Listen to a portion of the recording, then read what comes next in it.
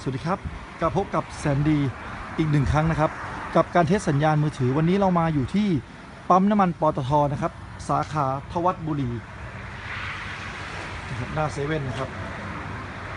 เรากำลังจะไปจังหวัดอุบลราชธานีเราขอมาฟังเพลงที่เกี่ยวกับสาวอุบลดีกว่านะครับอันนี้นะครับเป็นสัญญาณ MyWorld 3G นะครับไปที่ YouTube ครับขอเป็นคาราโอเกะแล้วครับวันนี้ขออารมณ์ชิลๆนิดนึงนะครับ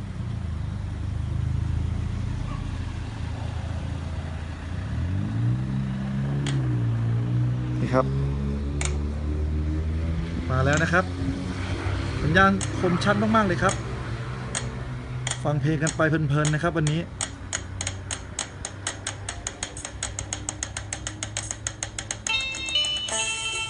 สังเกตภาพนะครับจะค่อยๆปรับชัดขึ้นเรื่อยๆนะครับ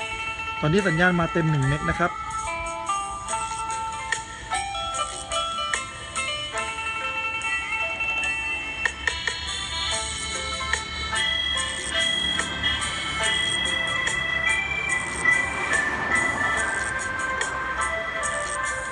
แล้วกลับพบกับผมใหม่นะครับกับแซนดี้หยดน้ำพิเศษสวัสดีครับ